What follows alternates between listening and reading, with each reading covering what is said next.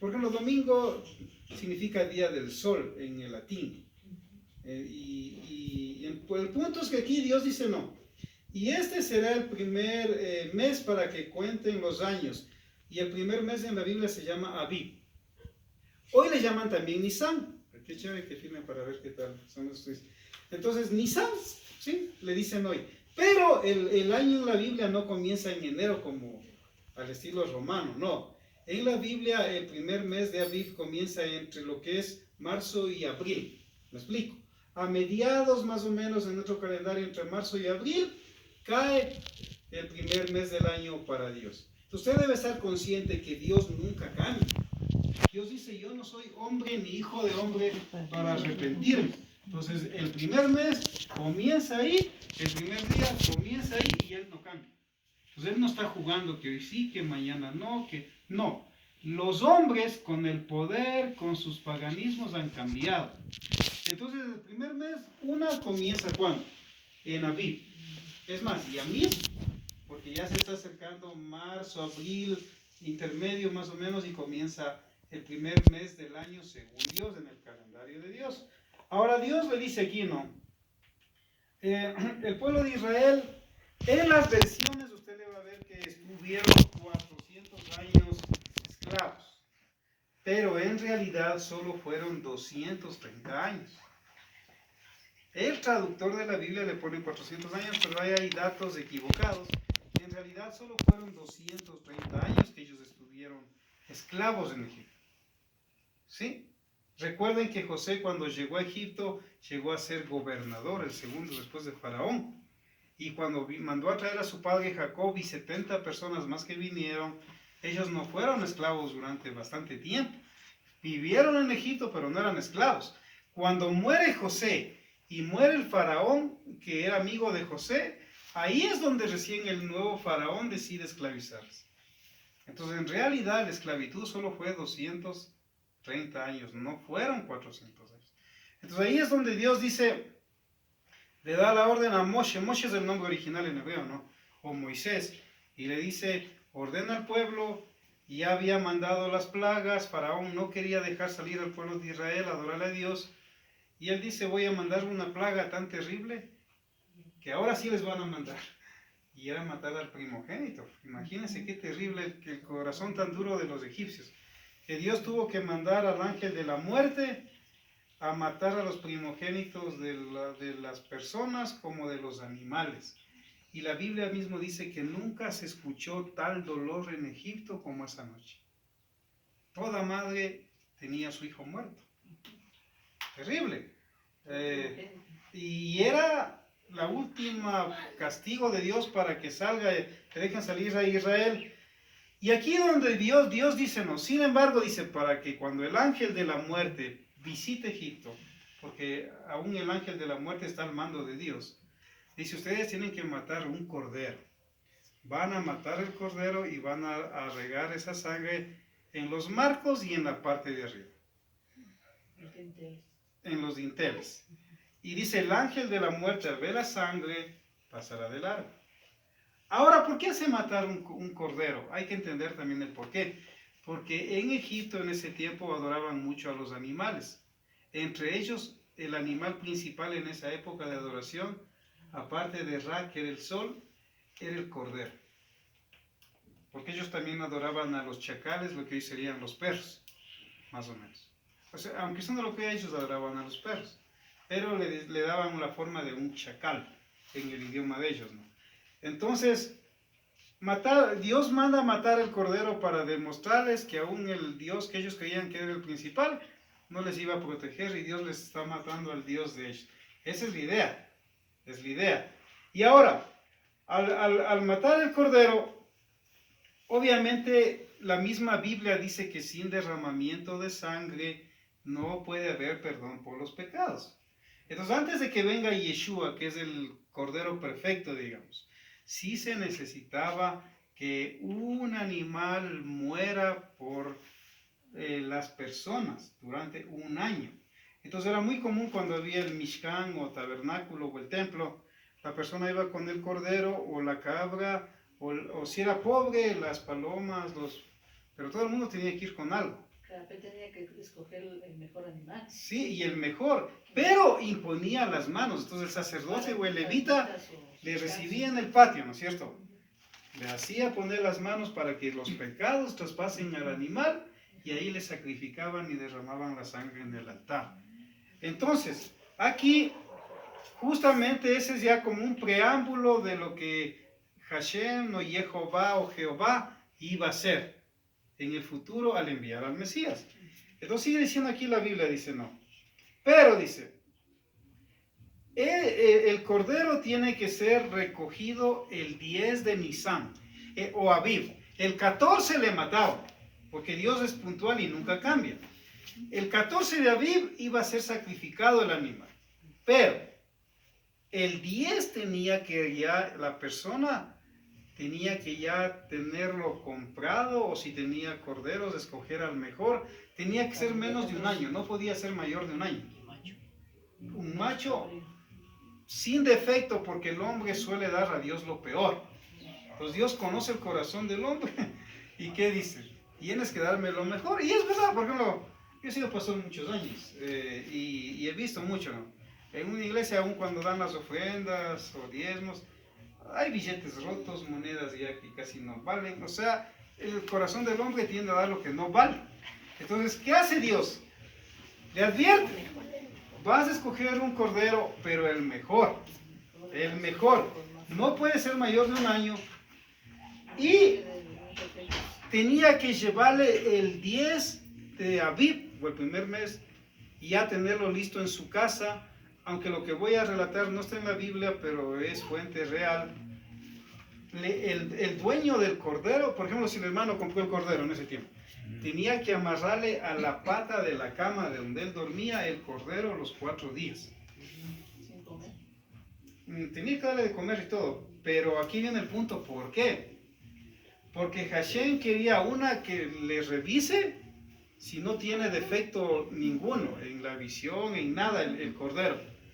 Y aparte de eso, el fastidio que le iba a causar el cordero a esa familia amarrada en la pata de la cama simbolizaba el fastidio que Dios siente cuando usted peca. Sin embargo, le aguanta, algo así. Me explico, es como un ejemplo nomás, porque puede ser también aquí cualquier hermano. Claro, no con ánimo de ofender. Sí, entonces había que amarrar el cordero 4 días a la pata de la cama. Y recién el día 14 tenían que sacrificar el cordero, y la Torá o el Pentateuco da instrucciones claras dadas por Dios a través de Moisés. El cordero no tenía que ser frito, tenía que ser asado. Miren, ¿por qué la gente enferma y muere mucho, adelantan su muerte? Generalmente es porque come mal. En la Biblia Dios no manda a freír la comida. Yo sé que muchos van a decir, pero es que sabe rico, sí, pero en la Biblia Dios dice que la carne debe ser comida asada y desangrada, o sea, no tiene que haber ni una gota de sangre en la carne cuando usted le está asando.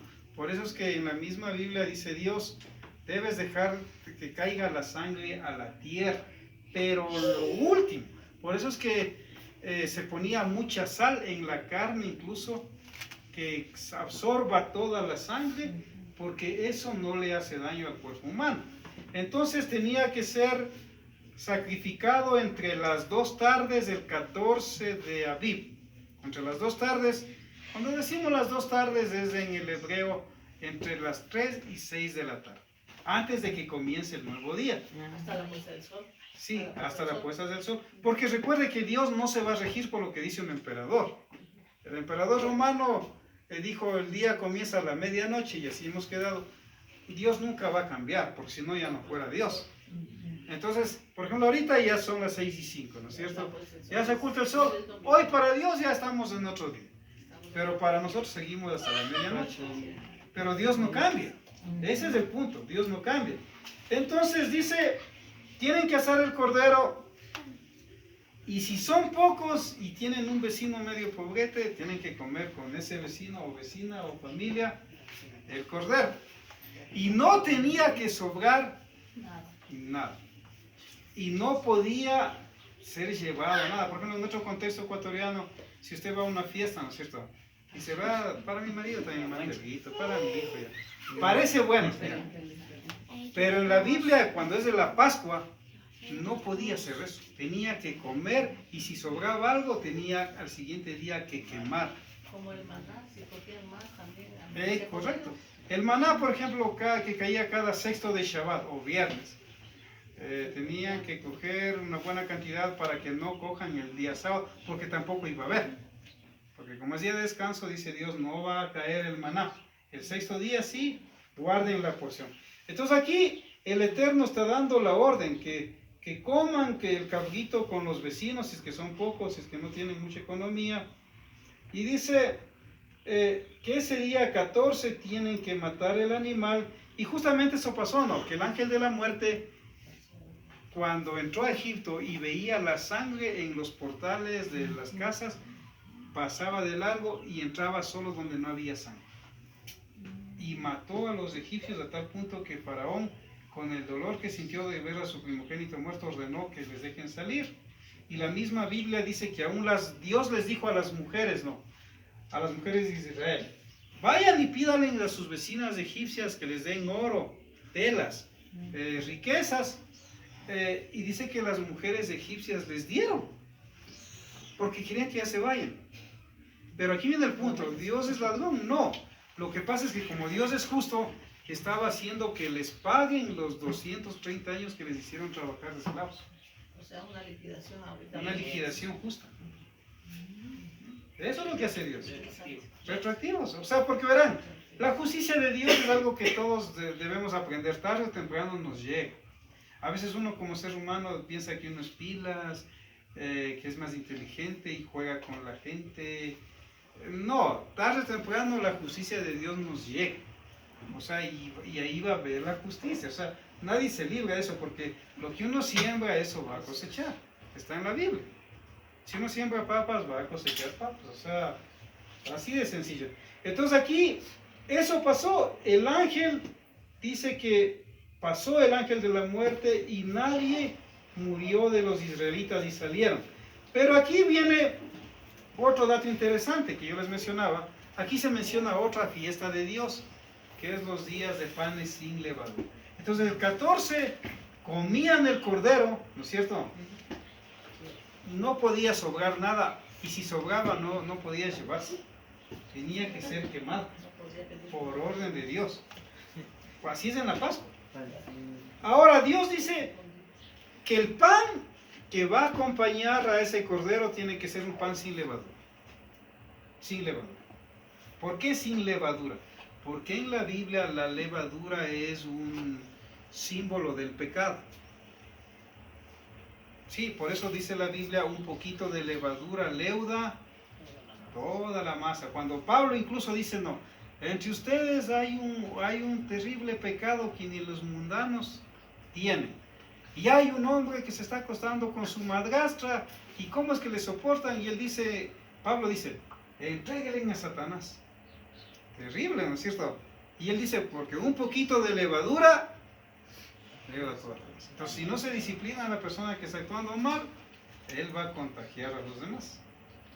Como el coronavirus, si no le controla. Ahora, entonces Dios dice aquí, el pan que va a acompañar al cordero, pan sin levadura, que les recuerda al pueblo de Israel que también debe evitar el pecado, también les recuerda el apuro en el que tuvieron que salir a tal punto que las mujeres no pudieron preparar el pan como normalmente se hace. De hecho, la misma Biblia nos menciona que ellas asaban el pan en las piedras en el sol del desierto, los 40 años. Hacían el pan, pero eran unos panes bien delgados. Al no haber levadura, Es más rápido para poder. sí, le asaban en las piedras en el desierto 40 años, así pasaban, porque ahí no había gas, no había cocinas eléctricas, no había nada. Y aparte dice que tiene que acompañar al cordero pascual de la Pascua hierbas amargas. ¿Por qué? Porque las hierbas amargas le van a recordar al pueblo de Israel la amargura de la esclavitud. Imagínense en lo que fueron 230 años de esclavos, les latigaban, les pegaban, maltratados, insultados. Era terrible. Entonces, esas hierbas, al celebrar ellos la Pascua, les va a recordar, y los padres tienen que enseñar a sus hijos cómo Dios con mano poderosa les sacó de Egipto, de la casa de esclavitud. Entonces, ¿qué había en la cena pascual? Una, el cordero, menos de un año, sin defecto. Dos, el pan sin levadura. Y tres, las hierbas amargas, que poco a poco se han ido aumentando algunas cosas, ¿no? Pero normalmente lo que le ponían es, bueno, unas lechugas, cosas amargas, y sobre todo ahora le hacen, creo que es de algo que comen para la garganta, se me ve el nombre. Jengibre. El jengibre, ya. Por ejemplo, en las sinagogas judías, ellos le licúan el jengibre y le untan en el pan, y eso es terrible. Pero eso no es amargo, eso es picante. Sí, le pica y le añaden otras cosas amargas, pero eso le hace recordar lo que es la amargura de la esclavitud. Pues es que en la Biblia original, ¿cómo les explico? La Biblia original no es algo mental, es algo que debe sentirse, para cosa que ahí la persona va a poder recordar, digamos, o darse una idea de lo que era la esclavitud. Entonces, eso había que comer entre las 2 tardes, 3 y 6 de la tarde, más o menos. Ahora, enseguida después de esa fiesta comienza otra fiesta, que es los 7 días de pan sin levadura. De aquí viene el asunto, ¿no? O sea, esos 7 días Dios prohíbe tener en la casa levadura. No puede tener, por ejemplo, si tiene cerveza, tiene que sacar la cerveza. Si tiene levadura, harinas que contengan levadura, si tiene esos paquetitos de galletas que a veces venden en el aquí de promoción barato, igual no puede tener nada que contenga levadura durante 7 días. El Royal es levadura, ¿cierto? ¿Perdón? El Royal Sí, el es Royal, levadura. sí, sí. Ahora, ¿por qué hace Dios El eso? vino, ¿Ah? el vino. El vino sí, también, pero hay un vino especial que le hacen hervido, no sé cómo se llama, ese sí no tiene levadura. Hay un vino que se sirve como una gaseosa. ¿Ah?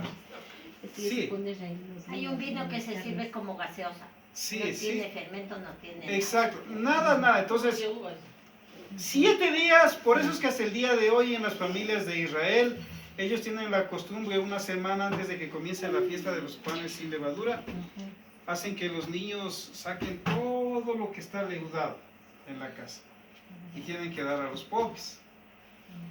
Buena opción. Sí, para que coman antes de la fiesta de los panes sin levadura. ¿Por qué? Porque es una manera como Dios actúa para que el pueblo recuerde que debe evitar el pecado. El pecado. Ahora, el debate está aquí, digo yo, el debate, ¿no? O sea, que muchos enseñan que las fiestas de Dios ya pasaron y solo era para el Antiguo Testamento. Pero en realidad otros dicen no es así, están mal interpretando. Dios nunca cambió sus fiestas. Si ustedes tienen la fiesta del 10 de agosto y del 24 de mayo, o sea, Dios dice clarito en la Biblia, estas son mis fiestas y las celebrarán hasta el fin de los tiempos, ¿no? Y el mismo Yeshua dijo, yo no he venido a abrogar nada, sino que cielo y tierra pasará, pero la Torah, la palabra, nunca va a pasar, ¿no?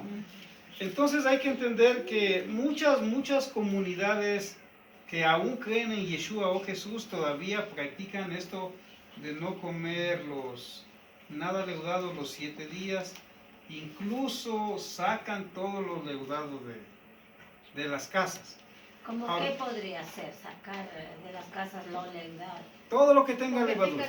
Las harinas, Por ejemplo, si tiene pan, no puede haber 7, y no puede comer tampoco, o sea, no solamente es no sacar. Claro, por ejemplo, usted se va a la calle y quiere pegarse un pan, no, o sea, no puede comer nada leudado tampoco esos 7 días. Porque es una manera que Dios trata con el pecado y de paso le da salud al cuerpo humano. Porque la levadura en realidad es una bacteria. Fermenta todo lo que tiene, Sí. levadura. La levadura en realidad es una bacteria, dicen los médicos, es una bacteria. Cuando usted come levadura es bacterias, que se inflan. Es muy normal que usted vea a una persona bien gorda así, pero es debilucho y es pura levadura. ¿Y de qué podrán hacer la levadura? ¿De qué será hechos? Es una bacteria, un organismo, un gusanito. Es un organismo. Es un organismo. Entonces, no es que Dios le prohíbe no comer levadura todo el año, pero en la Pascua no puede tener nada de levadura, ni en los 7 días después de Pascua no puede comer ni tener nada leudado en la casa, porque eso le recuerda que usted debe evitar el pecado y su cuerpo también se limpia. Entonces, esto es bueno que, por eso dice aquí la fiesta de los panes sin levadura. Entonces, ¿cuántas fiestas hay en la Biblia? En realidad, fiestas de Dios hay 7. 7, no. Pero, aquí viene el punto, no. Que lastimosamente la Biblia sufre muchas interpretaciones. Hay muchas escuelas de interpretación dentro del mismo cristianismo. Hay varias escuelas de cristianismos. Me explico, pongamos un ejemplo. Una cosa es el cristianismo católico, que es un cristianismo. Otra cosa es el cristianismo, yo que sé, pentecostal, que es otro tipo de cristianismo. El cristianismo bautista es otro tipo de cristianismo. El cristianismo presbiteriano, calvinista, es otro tipo de cristianismo. A tal punto que en el mundo hay más de 49,000 tipos de cristianismos, para que tenga una idea. El cristianismo adventista es otro tipo de cristianismo.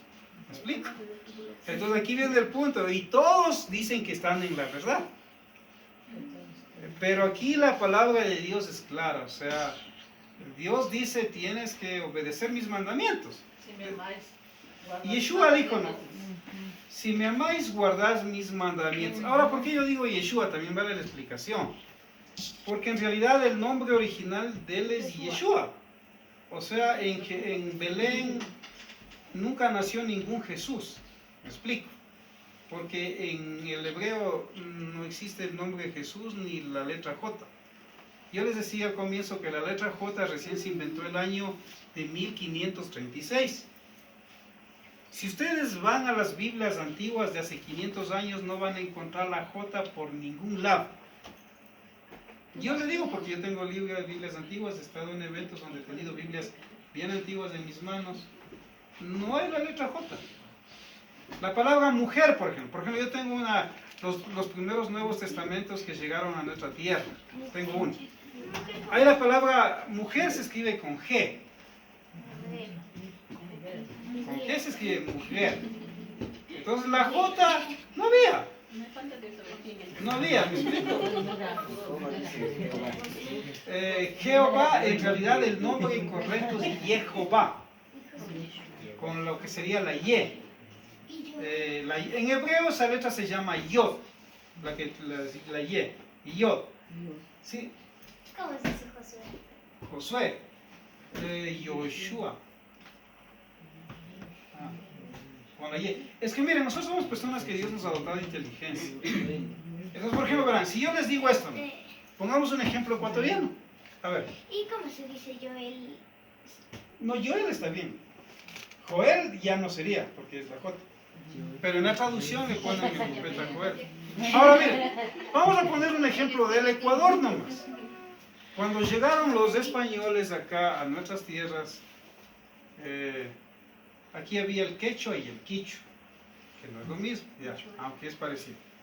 Pero miren, aquí en el idioma de nuestra tierra no hay 2 vocales. ¿Me explico? Entonces en el quichua no hay 5 vocales como en nosotros, A, E, I, O, U. En el quichua no hay 2 vocales. Entonces, cuando el indígena, mal apodado indígena, le decía Ketu, el español decía indio, bruto, habla bien, se dice Quito. El indio estaba hablando bien porque en el lenguaje de él no hay la I, pues. O sea, ¿me explico? O sea, patronceto. Di patroncito, patronceto. O sea, está bien porque en el alfabeto de él no hay la I. ¿Me comprenden el ejemplo? que no hablaba bien, que no era tan indígena. Es que no hay el idioma. Ahora, si yo no hablo un idioma, ¿cómo voy a pronunciar ese idioma? Mal estamos catalogando que no sepan hablar, sino que están hablando. Tú eres que no hablas bien. Claro, es como miren, les voy a dar otro dato. aquí a nuestras tierras, según la misma historia de la Casa de la Cultura Ecuatoriana Benjamín Carrión, que tiene libros oficiales, dice acá que la mayoría de los lojanos y de los de la provincia de Bolívar, que en ese tiempo ha sido el corregimiento de Chimbo, no ha sido Guaranda lo que ellos, sino el corregimiento de Chimbo y el corregimiento de Loja. Cuando han fundado los españoles esos dos corregimientos, la mayoría de los que han fundado esas dos provincias que hoy son, han sido judíos que vinieron huyendo de la Inquisición de España y de Portugal en el año de 1582. Entonces, estos judíos que llegaron a lo que hoy es la provincia de Bolívar y lo que es la provincia de Loja, pues ellos venían huyendo de la Inquisición católica que les mataba a los judíos en Europa. Por guardar el sábado. Por guardar el sábado, por guardar las fiestas, por no comer cerdo, etcétera, etcétera. Y le decían, o te haces católico o te mueres. Entonces muchos huían o se hacían católicos solo entre comillas. Iban a misa, pero en la casa guardaban el sábado, no comían cerdo, no comían cuy, no comían camarón, lo que Dios puede. Ya. Ahora, aquí viene el dato al que voy. Estos judíos españoles y portugueses cuando llegaron, no solo a nuestras tierras, a América del Sur en general, ellos hablaban un español antiguo judío que se llamaba eladino. Eladino. ¿Me explico? Eladino, ¿no? Entonces, ese es un español propio de los judíos que vinieron de España hace 500 años. Y ellos, por ejemplo, hablaban palabras como estas, les voy a decir. Ellos no decían cobija, decían colcha. Pues. En vez de colada decían mazamorra. En vez de, decían pristiños. En vez de orinar decían pichir. En vez de esa palabra fea de las partes de atrás decían cieso. Me explico ya. Ahora, la gente que no sabe dice, estás hablando mal, no digas colcha, di cobija. Lo que no sabe esa persona es que ellos están hablando un idioma español judío, que está bien, porque ellos, como eran judíos que venían de España y de Portugal, guardaban su idioma en lo que más podían. Por ejemplo, allá en Guaranda hay una palabra que dice yoca. Yoca no sé, yoca es una conjunción en hebreo. Por ejemplo, le decían a alguien, ¿conoces tal lugar? No sé, dicen, ¿no es cierto? Pero un judío en ladino decía yoca, no sé. Entonces, pero habla bien, di no sé, porque el yoca no es que está hablando mal, en el idioma ladino, judío, español, eso es correcto. Eso es correcto, ¿no es cierto? Entonces, la gente desconoce muchas cosas aquí. Por ejemplo, la misma historia del Ecuador dice que el 60% de los descendientes de Loja son judíos en realidad, pero que no saben su descendencia. Igual los de la provincia de Bolívar, el 60%, la mayoría son descendientes de judíos, porque ahí van a encontrar ustedes cosas como las tortillas, sin levadura, propia solo de los judíos. Y así pudiera ponerles de ejemplo los chihuiles, que es otro plato que hay por allá. Ya, el chihuil envuelven en hoja de maíz, pero el chihuil era exclusivo de los judíos que vivían en Portugal. Sí, entonces son cosas reales, pero porque a veces uno no puede entender, no conoce la historia, ¿no? O no conoce la verdad. Entonces, volviendo acá al tema, Dios tiene 7 fiestas en la Biblia. 7 fiestas. A ver, resumamos. Por ejemplo, la primera fiesta es Pascua, ¿no? El 14 de Aviv. Bueno, ahora en internet uno puede ver en qué día cae de nuestro calendario. Es la Pascua. Y ahí viene los 7 días que se come pan sin levadura. De ahí viene lo que es la fiesta de Shavuot en hebreo, que se traduce como Pentecostés. Pentecostés quiere decir 50 días después de la Pascua. Y el día de Pentecostés fue cuando Dios dio la Torá o el Pentateuco en el Sinaí a Moisés y al pueblo de Israel. El día de... Después viene otra fiesta que se llama la fiesta de tocar el shofar. ¿Se han visto ese cuerno de carnero o de antílope? Cuando usted lee en la Biblia las trompetas, no es que eran trompetas, es el shofar, sino que los traductores de la Biblia le ponen trompetas. Después viene la fiesta del Yom Kippur, o Día del Perdón, y de ahí viene donde Dios dice que hay que vivir 7 días en cabañas. Porque de esa manera, al vivir 7 días en cabañas, van a recordar que vivieron en cabañas saliendo de Egipto en el desierto. Van a recordar que la comodidad que tienen no es de ellos, sino que Dios es quien les da la vida, la salud, la familia, la comida, el trabajo, las casas, para vivir fuera de su comodidad 7 días. Esa es la idea, ¿no? Entonces, sencillamente, la Pascua es el inicio de las 7 fiestas de Dios en la Biblia. Ahora, yo les voy a dar datos históricos.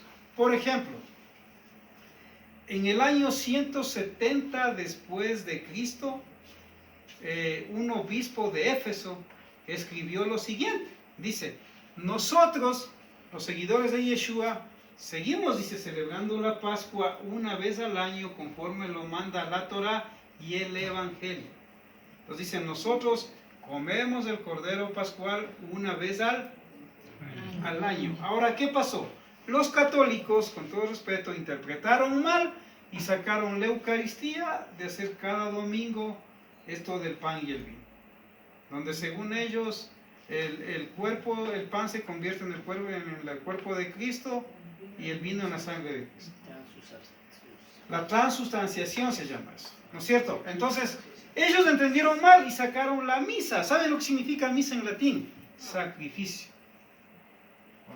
Otra vez vuelven a sacrificar a Cristo y toman el pan y el vino. Los hermanos cristianos, con todo respeto, algunos grupos no tienen el misal cada domingo, pero a veces cuando al pastor se le ocurre, hace lo que ellos llaman Santa Cena. Pero en la Biblia tampoco hay ninguna Santa Cena, o sea, hay que ser honestos. O sea, nunca Jesús hizo ninguna Santa Cena. Cuando Él hace una comida antes de la Pascua, Él hace lo que se llamaba, en hebreo se llama babura. ¿Qué era una babura?